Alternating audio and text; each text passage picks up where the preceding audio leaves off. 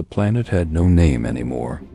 Long ago, the Vale Empire used it as a penal colony, a place to dump pirates, deserters, and political enemies on a storm-ridden rock where survival was nearly impossible.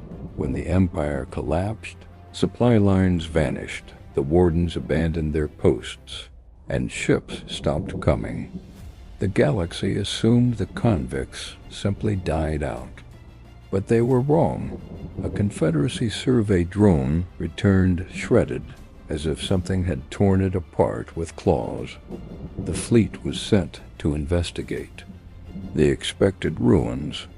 Instead, they found cities' fortresses built from stone and bone, smoke rising from iron forges, and within them, humans. The galaxy already knew of humans. They were scattered across the stars as mercenaries, colonists, and traders. Dangerous in small groups, but manageable. These were different. These humans had been abandoned for 4 centuries, left in isolation on a world designed to kill them. And yet, they thrived. When Confederacy ships appeared in orbit, humans lit massive signal pyres across the mountains. Thousands of them blazing against the sky, as if daring the heavens to notice. The task force admiral warned the Senate. They survived where none should. Do not provoke them, but the Senate ignored him.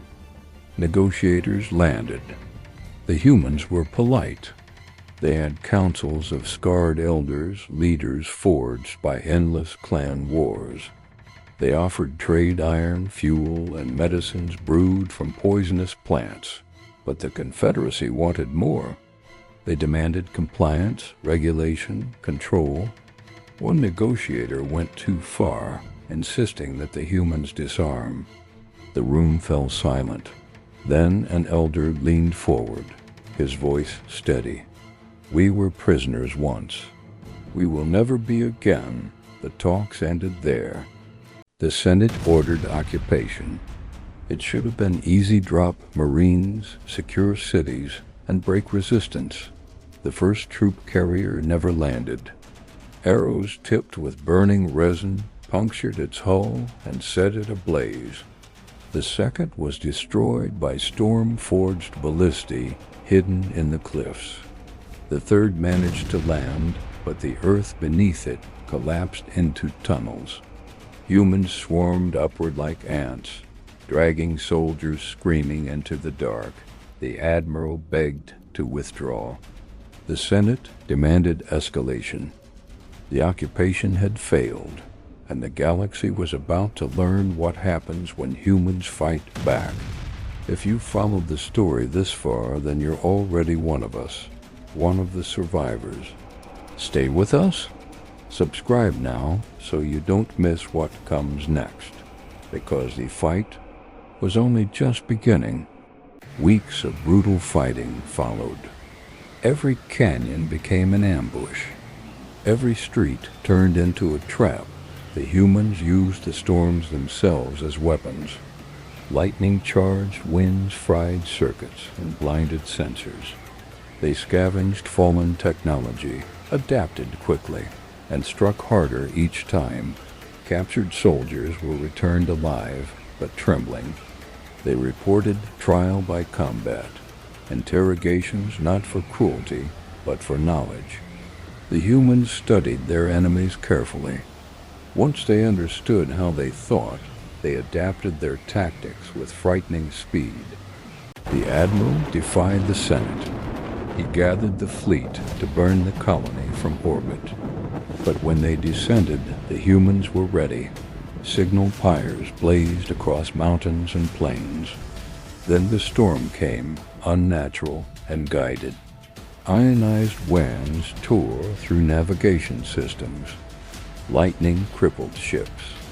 The fleet broke formation. That was when the ground batteries opened fire. Crude railguns built from wreckage spat steel into the sky. One by one, Confederacy ships fell. The admiral, watching his fleet disintegrate, sent a final message. They are not prisoners. They are not survivors. They are predators, and we have given them prey. Months later, scavenger crews searched the sector. They found only wrecks. Confederacy ships, gutted and stripped clean. No human dead. No surrender. Instead, they found something new.